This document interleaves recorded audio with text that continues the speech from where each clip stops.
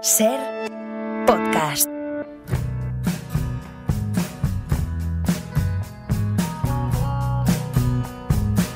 Cartagrafías. Historias por correspondencia con Laura Piñero.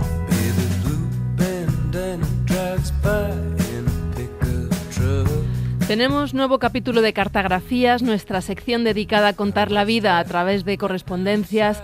Laura Piñero, buenas tardes. Buenas tardes, Marta. Hoy vamos a recopilar noticias de actualidad que están vinculadas con este mundo epistolar. Y hay tantas que yo creo que vamos a ir desarrollándolas en diferentes ediciones y especiales. Pero empecemos hoy por una noticia que nos ha sorprendido mucho, y es que el sistema de correo de Dinamarca va a dejar de operar tras 4 siglos de funcionamiento. ¿Por qué? ¿Qué ha pasado? Pues creo que te lo puedes imaginar, no lo consideran rentable. La empresa pública que lo gestiona, PostNord, ha confirmado que a partir de 2026 cesará la recogida y distribución de cartas debido a la disminución en el volumen de envíos. Ha experimentado un desplome del 90% desde el año 2000 y un 30% en el último año a consecuencia de la digitalización. El cierre del servicio se va a llevar a cabo de manera progresiva, van a empezar con la retirada de buzones y calculan que se despedirán a más de 1.000 trabajadores. Pero ojo con la letra pequeña, Marta. ¿Por qué? El gobierno ha asegurado que el mercado postal seguirá abierto a la iniciativa privada y ya hay una compañía especializada en distribución de paquetería que ha comunicado su interés en asumir el servicio. O sea que hablamos de una privatización. Ojalá esto no se extienda a otros países donde se considera que, aunque el volumen de cartas haya disminuido, el envío debe ser un servicio público. I dreamed I was the president of these United States. I dreamed I replaced ignorance, stupidity and hate. I dreamed the perfect union and a perfect law undenied. Most of all, I dreamed I forgot the day John Kennedy died. Este tema de Lou Reed, The Day John Kennedy Died, nos lleva a una noticia muy reciente, ¿no?, de estos días relacionada con el presidente asesinado. Sí, la verdad que el asesinato ha dado para un montón de canciones, homenajes, conspiraciones, y ahora Trump está cumpliendo su promesa electoral de desclasificar información confidencial de su asesinato. Se ha habilitado un apartado web en los archivos nacionales de Estados Unidos que da acceso a cientos de archivos del FBI sobre el caso, aunque no se aclara hasta qué punto son totalmente nuevos, no están bien clasificados, no se puede hacer búsquedas, siguen teniendo partes tachadas, o sea, un poco desastre. Y hay una carta enviada desde Barcelona que ha generado mucha expectación en España. No hay acceso al texto que conste, solo al informe de la misma, que habla de una carta que fue remitida en septiembre de 1964 al entonces embajador de Estados Unidos en España. El remitente se identifica como Antti Peris y dice tener en su poder un documento con información comprometedora y que podría perjudicar a su sucesor entonces en el cargo, Lyndon B. Johnson. No incluía Marta dirección y proponía colocar un anuncio en un periódico de Madrid si había interés en contactarle. La oficina del FBI en París solicitó a los servicios de inteligencia españoles que trataran de localizarlo, pero finalmente clasificaron la carta como crank letter, esto es, carta de un chiflado. Pero la duda, Marta, es que si solo se trataba de un chiflado, ¿por qué ha estado guardada en secreto durante todo este tiempo, no? Vamos a seguir muy atentos a la información que pueda salir de estos archivos oficiales. Y que de momento, por lo menos hasta ahora, no ha revelado nada diferente o nada sustancialmente diferente a la versión oficial que ya se conocía del asesinato de Kennedy. Eso es. Más cosas. Ayer se subastó en Londres una carta inédita relacionada con el Titanic. Precisamente este 14 de abril se celebrarán 113 años de su naufragio, el más conocido de la historia, que terminó con la vida de más de 1.500 de sus pasajeros y tripulación. La verdad es que el universo Titanic Titanic nunca deja de sorprendernos. Cuando creemos que ya se han descubierto todas las cartas vinculadas al caso, aparece alguna nueva. Esta se ha vendido por más de 36.000 euros. La carta la envió un joven de 16 años a su casa desde el último puerto en el que hizo escala el Titanic, en Irlanda. El chico se dirigía a Estados Unidos para reunirse con sus hermanos, pero falleció en el trágico accidente. Querida madre y todos los que están en casa, aprovecho para enviarles unas líneas sobre cómo partimos de Southampton. Hemos estado teniendo un clima muy duro, pero el barco está tan estable que apenas notarías que se está moviendo si no fuera por el ruido de los motores. Ahora nos estamos acercando a Queenstown. El barco es como un magnífico palacio. El salón y el comedor son preciosos. Estamos disfrutando de una comida excelente. Me he hecho amigo de un joven caballero inglés y es realmente muy agradable. Disculpad mi letra, el barco se está moviendo bastante en este momento. Ahora debo terminar. Con cariño para todos, vuestro querido hijo Tom.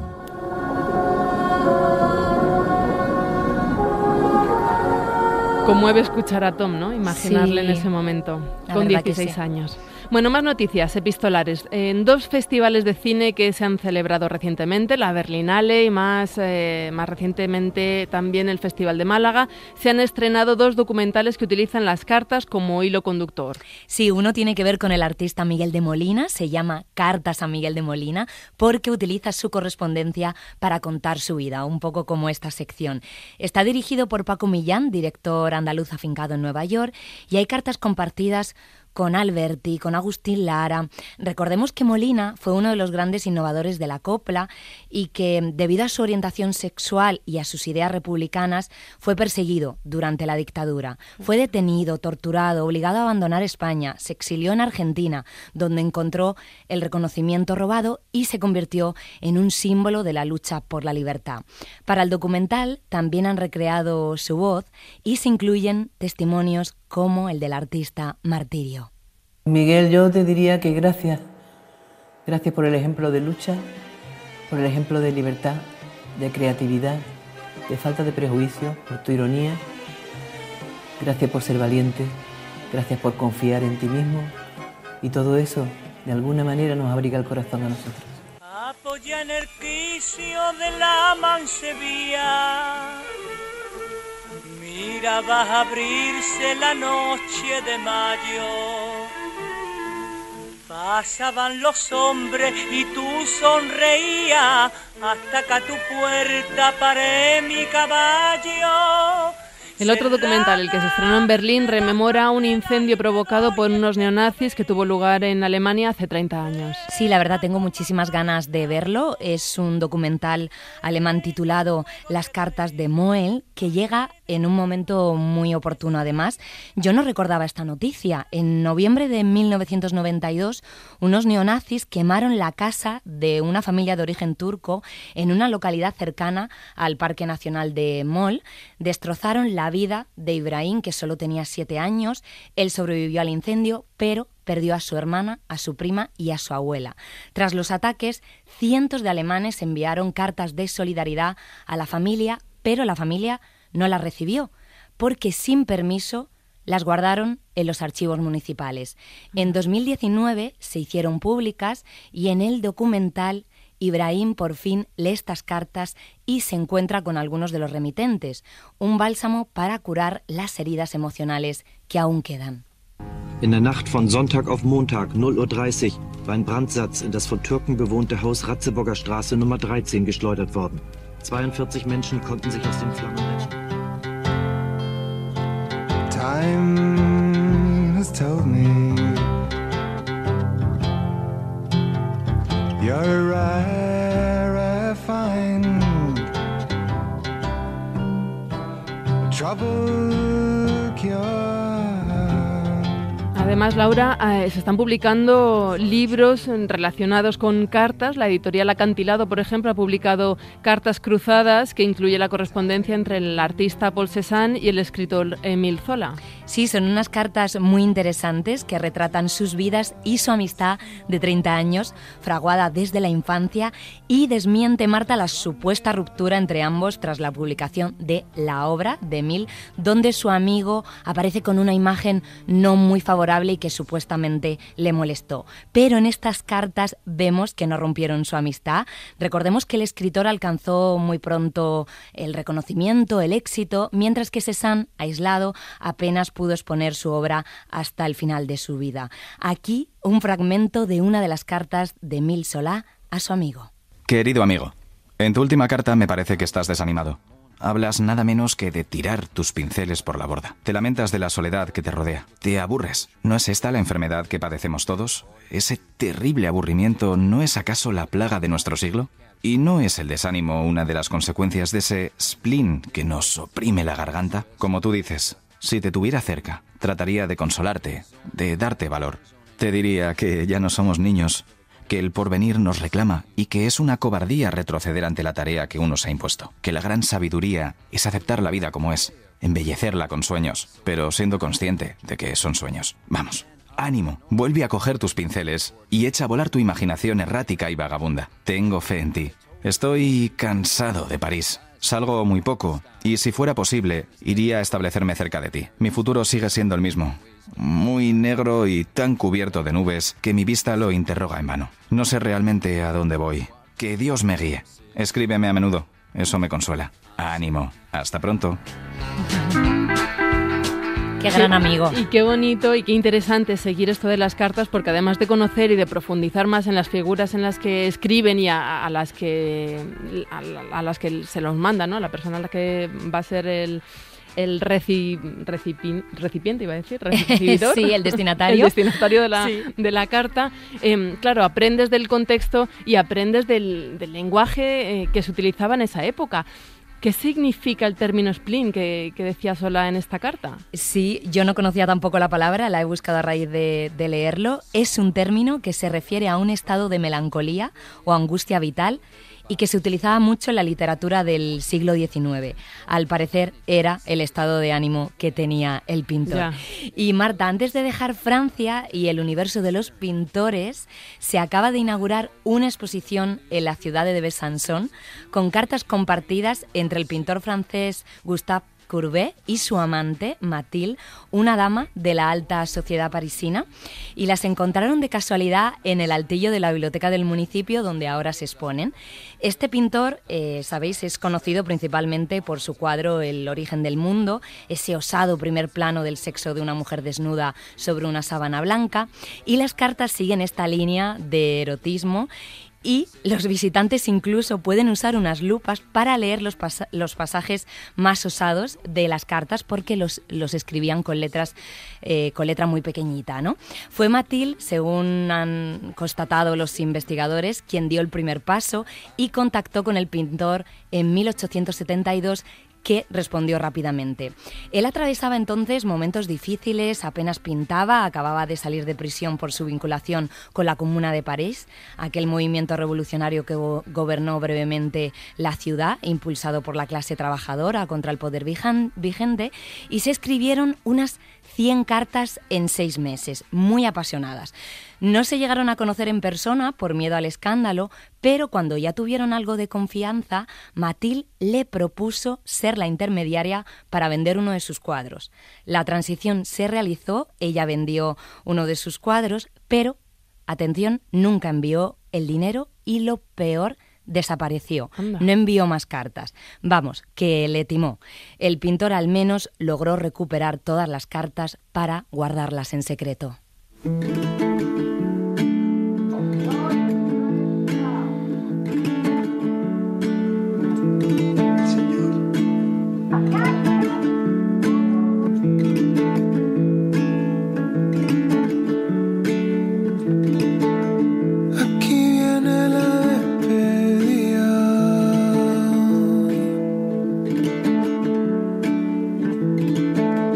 Aquí viene la despedida. volvemos a España porque la editorial Renacimiento ha publicado el segundo tomo del epistolario familiar de Elena Fortún, que es el seudónimo de la escritora española Encarnación Aragoneses, famosa por esa serie de libros suyos infantiles que se llamaba Celia. Sí, es un documento histórico y literario muy importante para comprender el exilio español en Argentina tras la Guerra Civil de tantísimos españoles e intelectuales a través de su testimonio. Cuenta con la edición de la investigadora Inmaculada García, y la escritora y su marido, por posibles represalias del régimen de Franco, llegaron a Argentina en el 39 y se cartearon con su hijo y su nuera que se habían quedado en España. En concreto, en este volumen vemos los desengaños e ilusiones de Elena Fortún, que trata de hacerse un hueco en Buenos Aires. Como recuerda el experto en la autora, José Teruel, escribir cartas fue la única posibilidad de no perder el contacto con su pasado y su futuro. Queridísimos hijos, en esta semana no hemos recibido carta vuestra, pero suponemos que estáis bien y tranquilos. Lo importante es que no estéis desanimados, porque el trabajo es seguro que llegará. Nosotros estamos bien y contentos. Todas las semanas, en el número extraordinario, sale en El Sol un artículo mío, que aquí llaman una nota. Además, los artículos aquí se cobran al entregarlos, así que ya he cobrado todos los que entregué el mes pasado.